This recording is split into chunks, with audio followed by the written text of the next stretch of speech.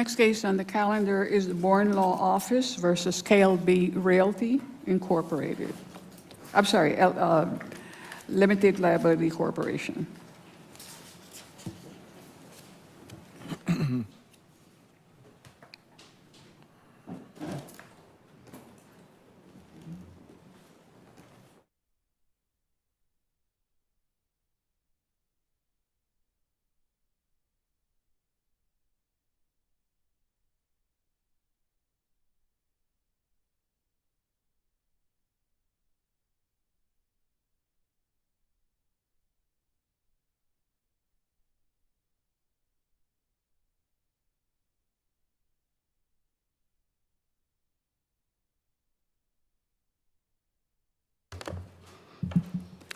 Good morning, Your Honors. Good morning.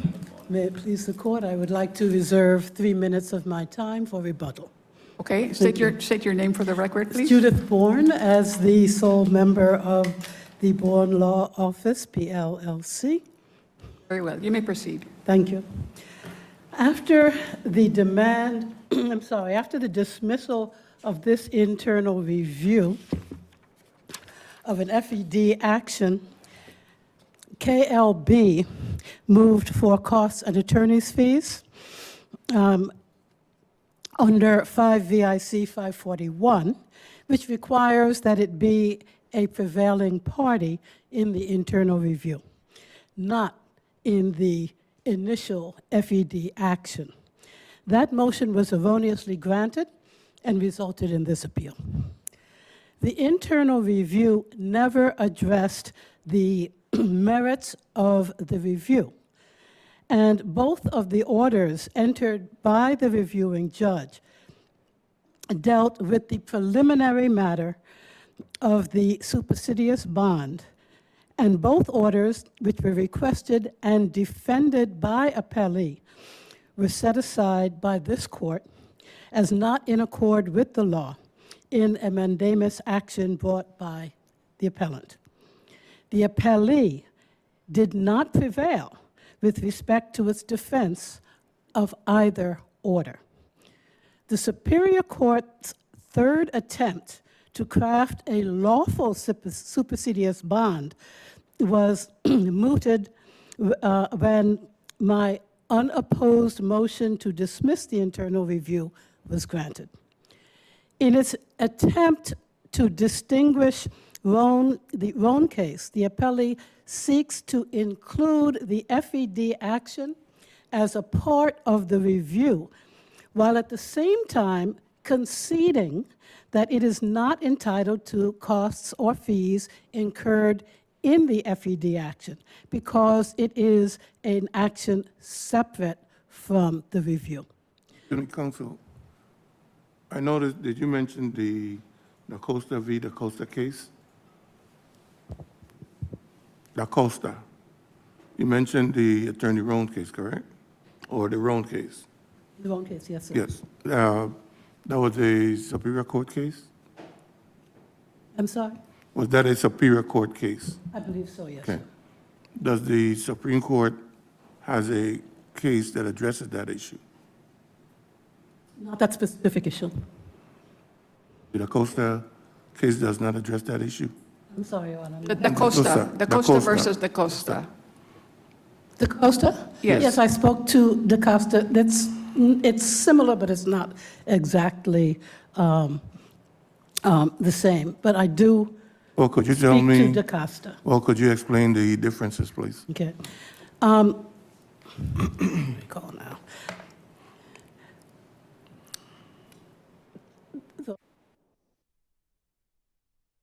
In Roan, said specific, wait a minute, okay, remember now specifically. Da Costa says that the, I'm sorry, I'm confusing the two. Da Costa says that you have to be, I'm forgetting. Da Costa was a I'm sorry, Your Honor. liberal interpretation of 541. I'm sorry, I'm not hearing you?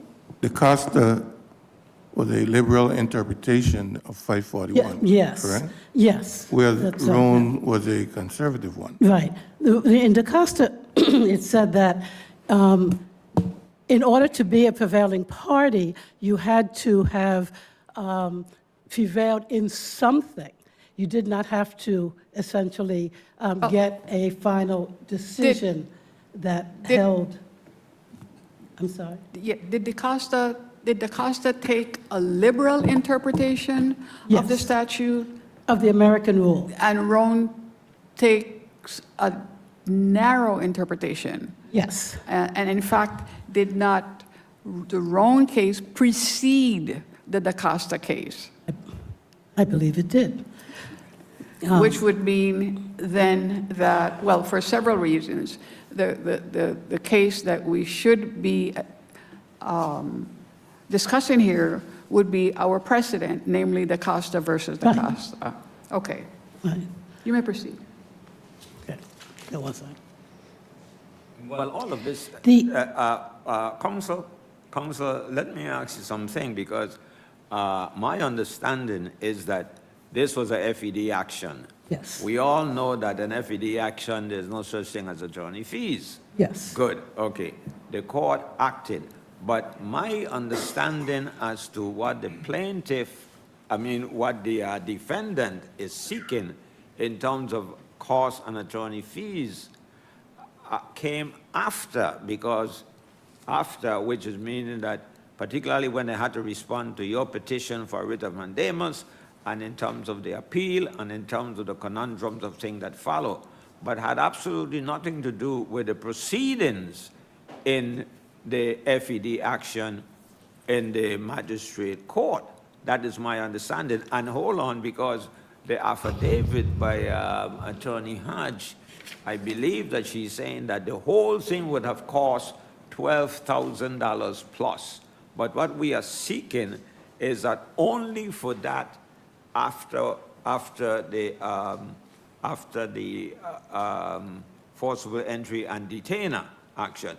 But not only that, they are saying that in essence that you, because of your action and the appeals that followed, they had to defend that. And therefore, to the extent that when the hearing was coming up, or when there was this conference, that you volunteered or unilaterally, or you said, you know what, I'm going to withdraw my appeal and I'm going to dismiss my appeal. And at that point in time, Attorney Hodge's client, KLB Realty LLC, said, yeah, but we have put in a lot of work on this case, including the responding to the petition for writ of mandamus and these other things. And apparently that they even said that in a very subtle fashion, very sophisticated fashion, that you are being disingenuous, that by dismissing the case in order to avoid having to pay them the attorney fees and costs for the appellate practice. That's what my understanding of this case is all about. So what they are seeking is, they're not seeking, they are seeking basically because they're saying that your action in continuing a case that they said that you could not win and forcing them to pay attorney fees and for, yes, in all of these things, they became the prevailing party, because it matters not, as far as I understand what they are saying, it matters not how it was dismissed, whether the court dismissed it or you unilaterally dismiss it, there was a dismissal. And therefore, the dismissal, that party, that elevated them to the prevailing party in the case, and therefore, as to that portion of part of the case on the appeals and the writ of mandamus and all of that, that they're entitled to be reimbursed for that. It has nothing to do, they're not seeking anything for the forcible entry and detainer action of the landlord and tenant, because we all know, as it was reported over and over and over, that there's no such thing as attorney fees and costs in L&T actions. That's my understanding of what they're saying. Now, the fact is that, is KLB Realty LLC a prevailing party because you force them to defend the action beyond the landlord and tenant court beyond the magistrate court, and they incurred some expenses, and therefore, once you dismiss that, they became the prevailing party, and they should be reimbursed whatever amount of money, whether it's $3,000 plus or $4,000 plus, whatever it is that they're seeking. And to make it a point of saying, we are not seeking the whole $12,000 for the entire case. We only seeking for that portion or part thereof in which we contend we are the prevailing party because you voluntarily dismiss the case or withdraw your appeal. Your Honor, that is exactly the problem. They are attempting to conflate everything that was done subsequent to the issuance of the order in the FED action, and to say that because I appealed that and then subsequently did not carry through with that until through the ending of an internal appeal, that I am therefore responsible for all of their expenses for that. And Not all of it, only for that portion but part. actually, that's not accurate, because there, if you look at the affidavit, Yeah, I looked at the affidavit. the only fees that were incurred with respect to the internal appeal, if you take out the expenses with respect to the supersedious, supersedious bond orders, which were declared to be unlawful, their actual costs were $1,017.50. If you add in the expenses that were incurred with respect to litigating the supersedious bonds, that total was $1,831.25, for a total, in terms of the internal appeal, of only $2,848.75. What they have included is all of their expenses in attempting to enforce the FED action, which was totally separate from the internal appeal, and their expenses with respect to the mandamus action, which was, as Your Honors pointed out in your per curiam opinion, was a totally separate civil action, and which of the four issues that I raised, you held for me on 3 of them.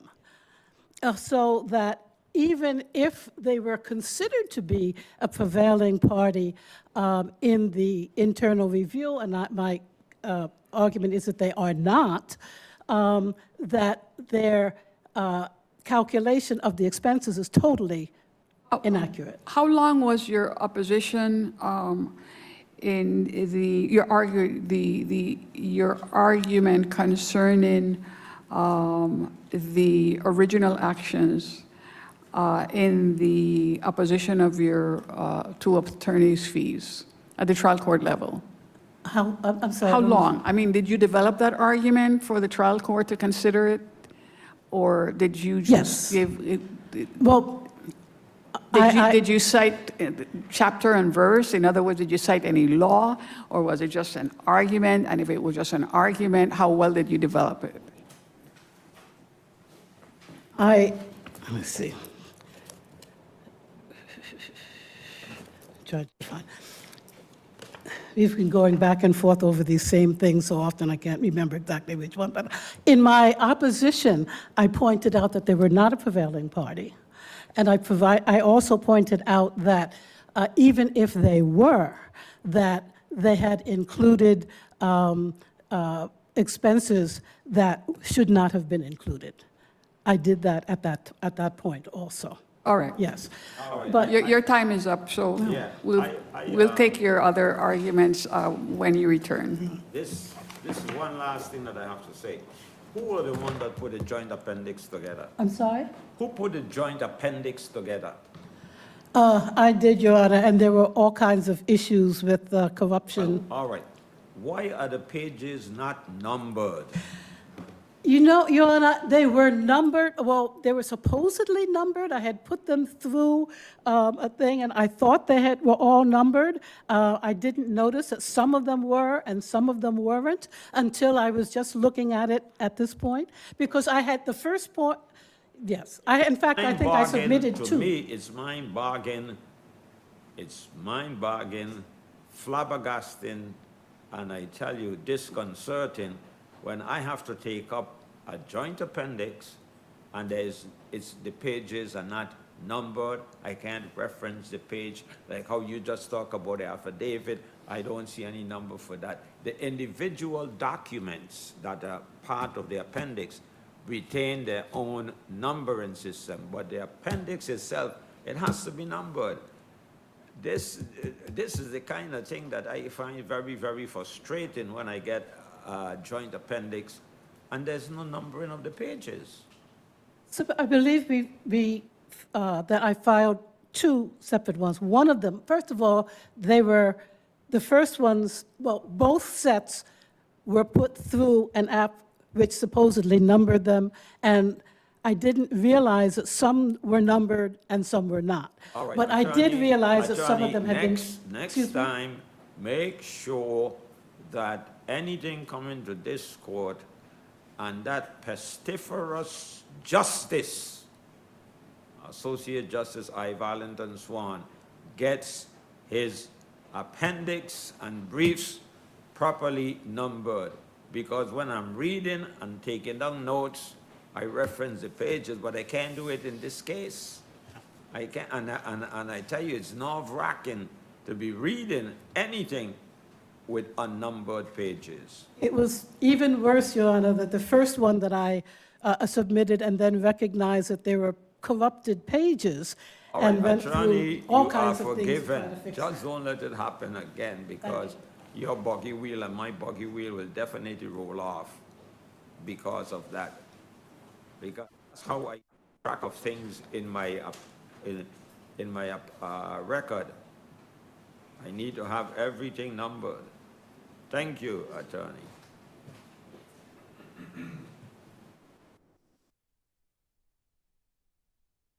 Good morning, Your Honor. May it please the court, Maria Tankinson Hodge for the plaintiff appellee KLB Enterprises. If I could just take a moment at the outset to say my client has been at this over a year and a half. The FED actions that the Virgin Islands created in order to create a procedure where landlords could recover possession of premises while forbidden to use self-help in a relatively prompt way, in a fair way that gave everyone an opportunity to appear in front of a judge and be heard, I think did not anticipate a proceeding in which the defendant was a lawyer. Because my client has now been put to legal fees that are many times the amount of the rent that they were not paid. They were owed over $4,000 in rent when they started this case, and you can see from the papers they've had to spend multiples of that just to recover possession of their premises. They still don't have the rent, of course, because the FED action doesn't give them any money.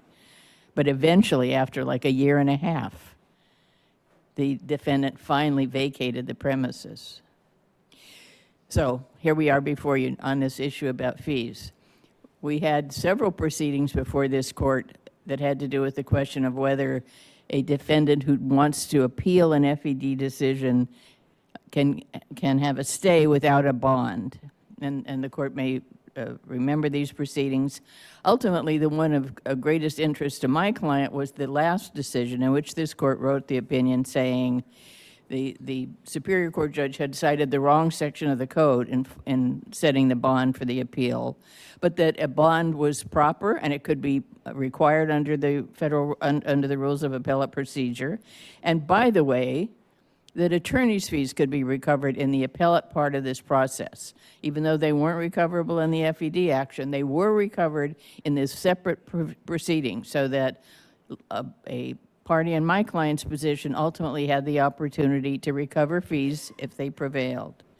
So my client had prevailed after a 2-day trial in front of the magistrate judge and found that they were entitled to the rent they weren't paid, and a judgment was entered. and the defendant filed an appeal, as she had every right to do, to the Superior Court judge. And the Superior Court judge wrote an opinion after the parties submitted briefs in which she found that the defendant was not likely to prevail on the merits. She examined the merits of the case. She issued a written opinion under the applicable standards and found that the defendant was not likely to prevail, but nevertheless could be given a stay provided she posted a bond. It was determined that the amount of the bond was excessive under the correct legal standards, and it was sent back to her to fix a new bond. And it was when it was back before her for reconsideration on the new bond that the defendant, now having taken these proceedings through really an extensive process in front of the Superior Court judge, suddenly, before she could finish reconsideration, said, "I'm dismissing my appeal." By that point, some $4,000 in fees had been incurred in the proceedings in front of the Superior Court judge, including briefs, hearings. We submitted the transcripts of several hearings in front of her, That you are and so seeking, am on. I correct, attorney? I'm sorry, Your Honor? You are seeking the court costs and attorney fees, or at least the attorney fees for what transpired in the Superior Court. Exactly, and it's only for the fees in front of Judge Tejo. We did a detailed attorney certificate that showed the entire level of fees, but you can see in the appendix that, as detailed as it was, we said to the judge, of these fees, about $12,000 would represent the total, but of that, about $4,000 are the fees for the proceedings in front of you. Now, in the argument today, Attorney Bourne says she doesn't think that a full $4,000 was actually expended in the Superior Court. She didn't say that in the filings in front of Judge Tejo. The only specific objection she had was that she said there were 2 calls to the marshal's office that she didn't think should have been included. But I submit to the court, and I submitted to Judge Tejo. For some reason, my response is not in her appendix, even though it says it's listed as item 33 of the joint appendix, but it's not here. But I said to Judge Tejo, it was certainly proper for me to communicate with the marshal's office by then, because we, at that point, had no indication that the defendant was actually going to post her bond, and we wanted the marshal's office to be prepared with an eviction if we had to proceed. So the record shows that the amount that the court awarded was exactly what we said was specifically only for proceedings in front of her. And if there's a dispute about that, I would submit that's a contested issue of fact, not an issue of law. And With regard to the amounts that the plaintiffs, plaintiff appellees spent defending the original actions, were the defenses of those original actions included in the request for attorney's fees before Judge Tejo? you're talking about the time spent in front of the magistrate judge on the FED case? No, not that. I'm speaking about the 2 original actions in our court, in the Supreme Court. I don't think they are, Your Honor. I think they are purely, the time is purely the time in front of Judge Tejo, on briefing with her, on hearings with her, on motion practice with her, and it was itemized, literally by date and specifics. And if there was any objection to that in terms of possible overlap with proceedings with this court, Attorney Bourne didn't point that out in the response. And we addressed what she So did point out, which was this reference to these 2 calls to the marshal. Okay, you're arguing waiver If there was anything, I would definitely argue. Okay, waiver. well, could Judge Tejo award any fees for, assuming that those fees were included in the request for attorney's fees before Judge Tejo, did Judge Tejo have the authority to grant attorney's fees for original actions that that are original to the Supreme Court? Right, so my understanding of the rule, well taught to me by this court, is that when this court determines that a party is entitled to an award, that you remand it to the Superior Court to decide on the amount that should be awarded. In this case, there would be, I guess, a little bit of challenge because of the fact that there was a certainly there was a partial prevailing on the part of the landlord in the appeal that resulted in the decision that that a bond could be required, that it simply should be fixed under the rules of appellate procedure rather than under the section of the code that was found unconstitutional. And also the landlord prevailed in the sense of being advised that he had the right to seek attorney's fees. But I would not have asked Judge Tejo intentionally to include time spent before this court. If it happened, it was inadvertent. I don't think it happened. And if it happened, I think it was waived because it wasn't pointed out by Attorney Bourne. I just wanted to make sure, because our Rule 30A provides in pertinent part that if a judgment is affirmed or reversed in part or is vacated or a petition granted in part and denied in part, reasonable cause shall be allowed only as ordered by the Supreme Court. Right. That would be for the applicable to those actions that are before us. Right, and that would have been my intention and expectation Okay. as well, Your Honor. Okay, thank you. But you're arguing a waiver with regard to To the extent that it happened at all, and I don't think it happened, I would argue waiver. Very well. I would like also just briefly to speak to this question about the cases, DaCosta, the Daily News case.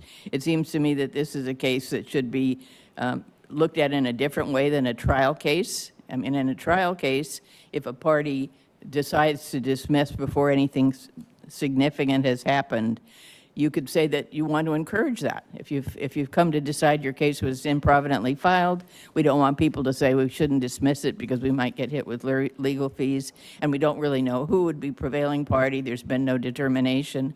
But once there's been a determination who the prevailing party is after trial, when you're at the appellate stage, if an appellant comes to you, having filed a notice of appeal, files briefs, puts people into the full process, and then kind of, as we might say, seeing the writing on the wall, decides to dismiss, you cannot say in that setting that you don't know who the prevailing party is. The prevailing party is the one whose judgment will now stand because the appeal has been dismissed.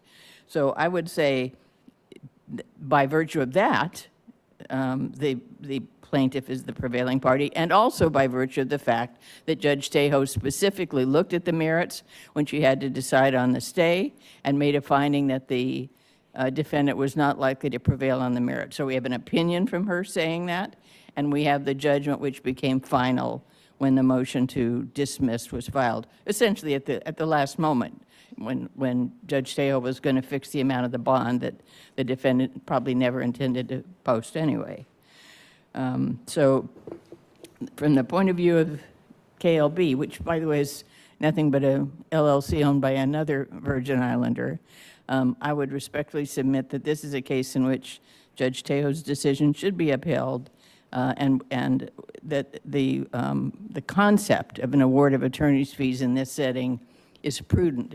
It is consistent with what we would like to see in FED action, so that we have only well-founded appeals taken. They're not discouraged from taking them, but there's a responsibility that if a landlord is going to be held unable to enforce a judgment, and if it's a baseless appeal because nothing changes, the landlord should be entitled to recover reasonable attorney's fees. That's our position. Thank you.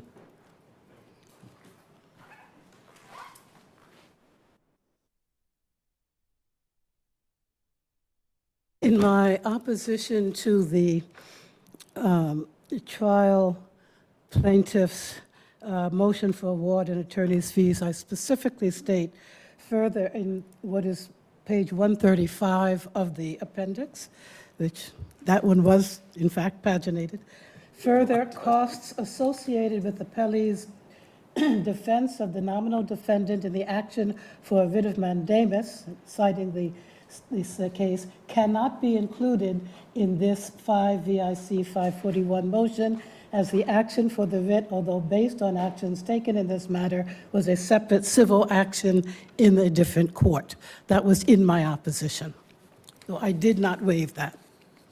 Well, but my question was, did you develop, I also queried as to whether you developed that argument.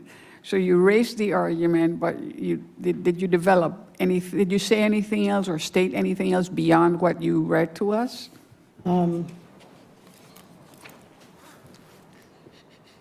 I then, with respect to that, I go on into the whole idea of prevailing Okay. party, All which I right. think was central. And what is, of course, not mentioned in all of this is what was actually central to this matter, which is the Keating-Smith case.